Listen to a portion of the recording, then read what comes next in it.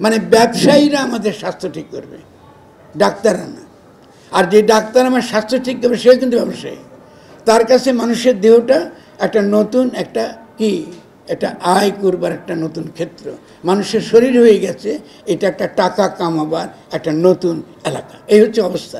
আপনি হাসপাতালে যাবেন তো হাসপাতাল আবার আপনাকে আবার অসুস্থ করে দেবে, ওটা কিন্তু অসুস্থ হওয়া কিন্তু আরেকটা লক্ষণ, আরেকটা জায়গা, আরেকটা ক্ষেত্র।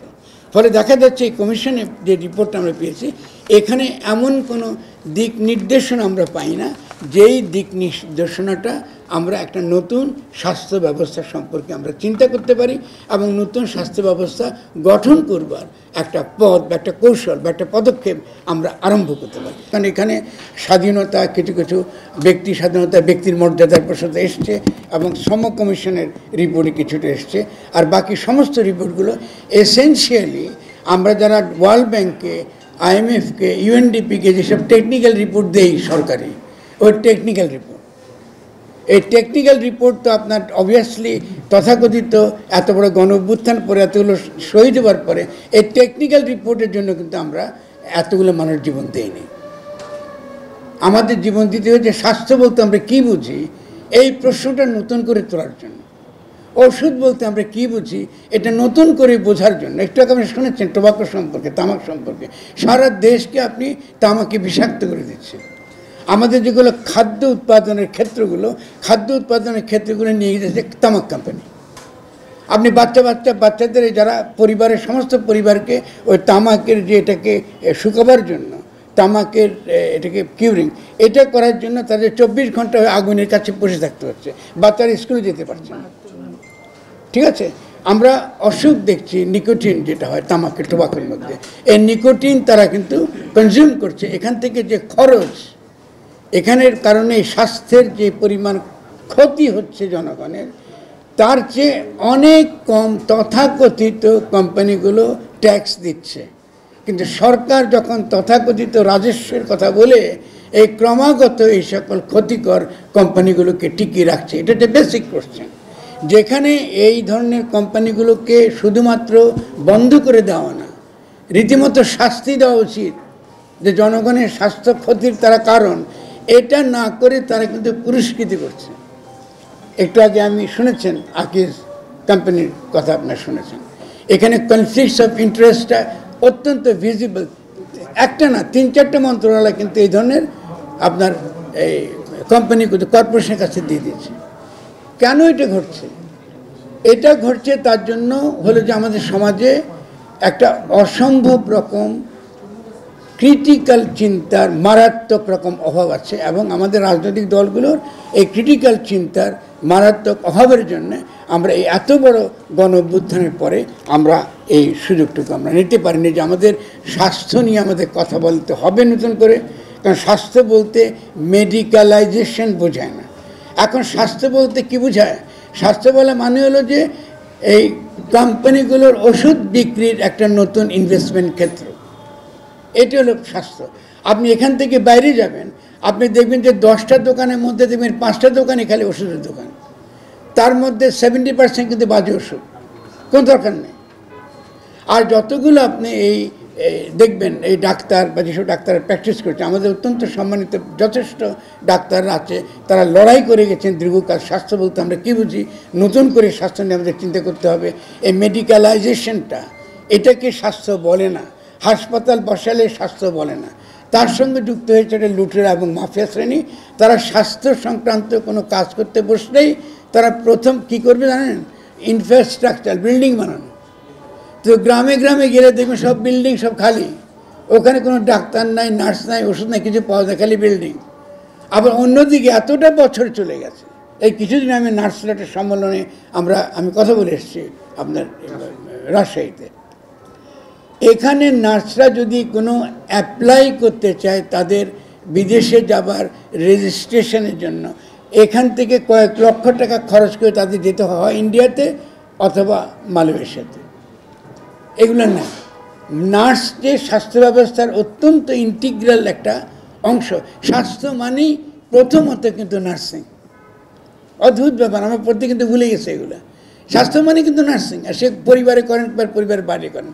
এখন পরিবারকে আপনি ধ্বংস করেছেন, প্রথমত। এখন কিন্তু পরিবার বলতে কিছু না, আগে তো কি একটা ছেলে যদি অসুস্থ হতো, কি জ্বর হতো বা ছোটোখাটো সমস্যা হতো, আপনি দেখতেন দাদি যত্ন করতেছে, আপনার কি বলে আপনার পরিবারের অন্যান্য সদস্যরা যত্ন করছে, বোন যত্ন করছে, ভাই যত্ন করছে, বাবা যত্ন করছে।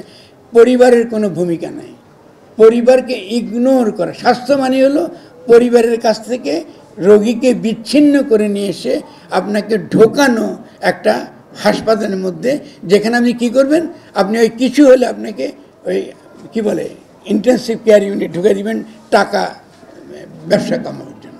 এমন সব 10টা 12টা আপনি টেস্ট দেবেন যাতে আপনি শুধুমাত্র আপনি টাকা দিবেন। এগুলো কিছু দরকারই ছিল না। আপনি একটু পেট খারাপ হয়েছে, আপনি একটা চিড়া এবং তার সঙ্গে গুড়ি এবং লবণ দিলে এটা ভালো হয়ে যায়। দেখুন, প্রাইমারি হেলথ কেয়ারের কনসেপ্টটা সম্পূর্ণ উপেক্ষিত। আলমা আলট্রারে যেটা এসছে অত্যন্ত গুরুত্বপূর্ণ স্বাস্থ্যের যে কনসেপ্ট, এটা কিন্তু ইতিমধ্যে আমরা এখন এটা নিয়ে কথাই বলি না। আমরা এখানেও আমরা দেখেছি যে হ্যাঁ, এই প্রতিবেদনের শব্দগুলো আছে, স্বাস্থ্য নিয়ে কথাবার্তা হচ্ছে, কিন্তু যেটা আমরা একটু শুনেছেন যে সোশ্যাল ডিটারমিনেন্টস, যে সামাজিক যে কারণে অসুস্থতা হয়, এটার কোনো রকম উল্লেখ বা এটা নিয়ে কোনো সত্যিকারের আপনার কোনো সংবেদনশীলতা আমরা এই প্রতিবেদনে আমরা দেখছি না। তবে দেখা যাচ্ছে তার মানে এই প্রতিবেদনে ভালো কিছু নেই তা কিন্তু নয়, অনেক কিছু আপনি পাবেন ভালো, কিন্তু এটা বিক্ষিপ্ত, এটা কোনো সেখানে এটা কোনো কম্প্রিহেন্সিভ একটা কোনো আমাদের সংস্কারের কোনো কম্প্রিহেন্সিভ আমাদের কোনো আইডিয়া দেয় না। আমি যদিও সংস্কারের বিরুদ্ধে, নতুন করে আসলে সমস্ত করতে ভেঙে আবার গড়তে হবে, সেটা ভিন্ন তর্ক। তার মানে সংস্কার গ্রহণ করবেন না তা নয়, কিন্তু সংস্কার যে করবেন, প্রস্তাবনাটা হলো সংস্কার করব, কিন্তু কোথায় করব? আগের রাষ্ট্র যা আছে তাই থাকবে, শুধু আগের রাষ্ট্র থাকবে তা কিন্তু না। নিউ লিবারেল ইকোনমিক পলিসি, তার মানে কাঁচা খোলা বাজার ব্যবস্থা, মানে ব্যবসায়ীরা আমাদের স্বাস্থ্য ঠিক করবে, ডাক্তাররা না। আর যে ডাক্তার আমার স্বাস্থ্য ঠিক করবে সে কিন্তু ব্যবসায়ী। তার কাছে মানুষের দেহটা একটা নতুন একটা কি একটা আয় করবার একটা নতুন ক্ষেত্র, মানুষের শরীর হয়ে গেছে এটা একটা টাকা কামাবার একটা নতুন এলাকা। এই হচ্ছে অবস্থা।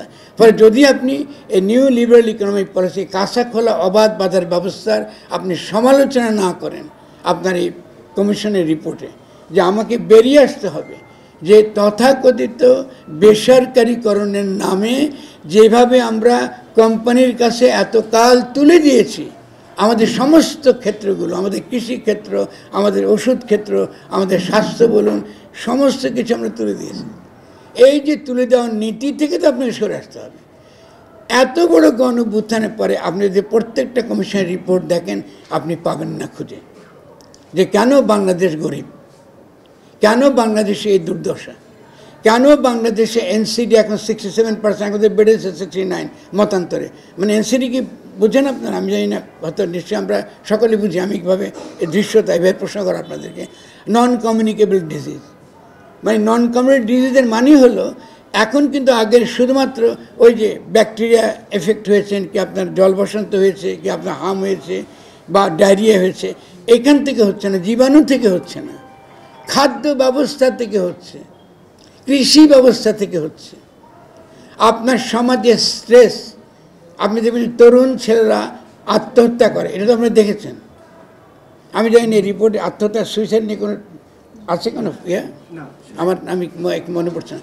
দেখেন, আত্মহত্যার সাংঘাতিক গুরুত্বপূর্ণ একটা ইস্যু, কেন এটা স্ট্রেস রিলেটেড। এটার সঙ্গে ক্যাপিটালিজম দায়ী, অসহায়ত্ব দায়ী। আপনি যখন দেখেন জীবনের কোনো ভবিষ্যৎ নাই আপনার কাছে, আপনি কোনো দেখতে পাচ্ছেন না জীবনের সামনে কোনো আশা, আপনি অবশ্যই তখন কি করবেন, আপনি একটা আত্মহত্যার প্রবণ হয়ে উঠবেন। অথবা কী হবে জানেন, অথবা আপনি পরকালে বিশ্বাস করবেন। আর তার আরেকটা আপনি দেখবেন প্রতিফলন, অধিকাংশ শহরের মানুষ, ঢাকা শহরের মানুষ স্ট্রেস রিলেটেড যতগুলো তার ব্লাড প্রেশার হয়, কি তার কি ডায়াবেটিস হয়, যত কিছু আপনি দেখবেন সবই কিন্তু কম না কম স্ট্রেস রিলেটেড। আমি পেশায় ফার্মাসিস্ট, আমার যে ডাক্তাররা ভালো বলছেন, কিন্তু আমি আমার ক্ষুদ্র বুদ্ধিতে যা বুঝি তাহলে এই যে স্ট্রেস রিলেটেড একটা বিরাট একটা সমস্যা আপনার এখানে দাঁড়িয়েছে। আর এরপরে আরেকটা অসুখ কি জানেন, এটা বলা হাইড্রোজেনেসিস, মানে ডাক্তাররা তৈরি করে। আপনি হাসপাতালে যাবেন তো হাসপাতাল আবার আপনাকে আবার অসুস্থ করে দেবে, ওটা কিন্তু অসুস্থ হওয়া কিন্তু আরেকটা লক্ষণ, আরেকটা জায়গা, আরেকটা ক্ষেত্র। ফলে দেখা যাচ্ছে এই কমিশনে যে রিপোর্টটা আমরা পেয়েছি, এখানে এমন কোনো দিক নির্দেশনা আমরা পাই না যেই দিক নির্দেশনাটা আমরা একটা নতুন স্বাস্থ্য ব্যবস্থা সম্পর্কে আমরা চিন্তা করতে পারি এবং নতুন স্বাস্থ্য ব্যবস্থা গঠন করবার একটা পথ বা একটা কৌশল বা একটা পদক্ষেপ আমরা আরম্ভ করতে পারি। আমি এই রিপোর্টটা সামনে নিয়ে প্রায় একটা পুরো রাত বসে বসে ভাববো আমি শুরু করবো কোন থেকে। আপনি কোথা থেকে সংস্কার করলে আপনি আসলে একটা ফল পাবেন, আপনি খুঁজে পাবেন না কমিশনে কোনো সাজেশন যে আপনি কোন জায়গায় স্ট্র্যাটেজিক কোন জায়গাটা আপনি সবার আগে ধরবেন। আর আমার নিজের অভিজ্ঞতা একটু বলে, আমি এই 5ই আগস্টের পরে আমি ভীষণ অসুস্থ হয়ে পড়ি নিউমোনিয়াতে, এবং আমি তখন সোহরাওয়ার্দী হাসপাতালে ছিলাম। আমি মনে করি এত ভালো হাসপাতাল এবং তাদের যে আন্তরিকতা, এইসব সরকারি হাসপাতাল সবচেয়ে ভালো চিকিৎসা পাবার জায়গা।